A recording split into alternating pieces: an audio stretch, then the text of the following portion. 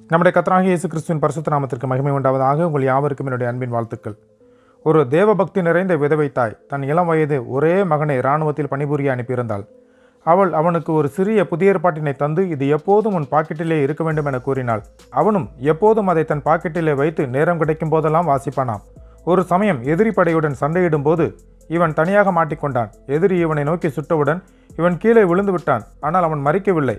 இவன் இறந்து விட்டான் என எண்ணி எதிரி படையினர் அருகில் நெருங்கிய போது உடனே எழுந்து அனைவரையும் சுட்டு வீழ்த்தி அன்றைய போரின் வெற்றி பெற பெரும் பங்களித்தான். அவனது தளபதி அவனிடம், அவர்கள் உன்னை சுட்டதை நாங்கள் கவனித்தோம், நீ எப்படி பிழைத்தாய் என்றான். அதற்கு அவன், என்னுடைய தாயின் இடைவிடாத ஜெபமும் அவர் எனக்கு தந்த இந்த சிறிய வேதாகமுமே. ஆம், நான் எப்போதும் என்னுடைய பாக்கெட்டிலே இந்த பைபிளை வைத்திருப்பது வழக்கம். இன்று அவர்கள் என்னை சுட்டபோது குண்டு இந்த பைபிளை தாண்டி என் மீது படவில்லை. என் தேவன் அருளின வேதம் என்னை காத்தது என்றானாம். பாருங்கள், தேவன் தமக்கு பயந்தவர்களோடு எப்போதும் இருக்கிறார்.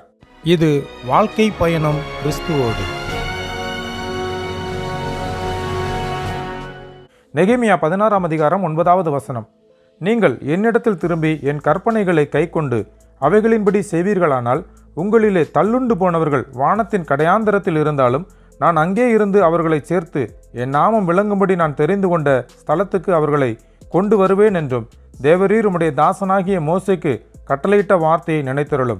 பிரியமானவர்களே, பாருங்கள், எத்தனை அருமையான வார்த்தையை தேவன் மோசேக்கு கட்டளையிட்டுள்ளார். அது மோசேக்கு மட்டுமல்ல, அவருடைய நாமத்திற்கு பயந்திருக்கிற நம் அனைவருக்கும் தான். ஆனால் நாமோ அவருடைய கற்பனைகளை கைக்கொண்டு அவைகளின்படி செய்கிறவர்களாய் காணப்படுகிறோமா? நெகேமியா ராஜாவின் அரண்மனை பானபாத்திரக்காரன்.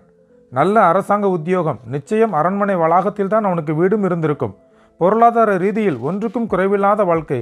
ஆனால் அவனோ யூதாவின் செய்தியையும் எருசலேமின் செய்தியையும் கேட்டு உட்கார்ந்து அழுது துக்கித்து உபவாசித்து மன்றாடி ஜெபித்தான் என வேதத்தில் பார்க்கிறோம். இன்றைக்கு நம்மை சுற்றிலும் எதுவுமே நடக்கவில்லையா? சபைகள் பாழாய் போகவில்லையா? ஆத்துமாக்கள் அழியவில்லையா? செய்திகளிலே பார்க்கிறோம், வாலிப பிள்ளைகள் கேடான பாதைகளிலே சென்று சீரழிவதை. ஆனால் நாமே சுயநலமிக்கவர்களாகத்தானே மாறி போனோம்.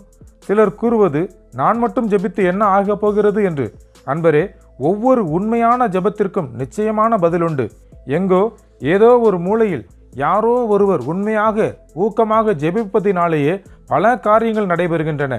தேவனுடைய கோபாக்கினை நாளுக்கு தப்பித்து கொள்ள வேண்டுமானால் எசேக்கியேல் 9ஆம் அதிகாரம் 4வது வசனத்தில் சொல்லப்பட்டது போல தேசத்தின் சகல அருவருப்புகளின் நிமித்தம் பெருமூச்சு விட்டு அழுகிறவர்களாய், நெற்றியிலே பாதுகாப்பின் அடையாளம் பெற்றவர்களாய் காணப்படுவோம். பிறருக்காக ஜெபிப்பீர்களா? கர்த்தர் தாமே நம்மை ஆசீர்வதிப்பாராக. ஆமேன்.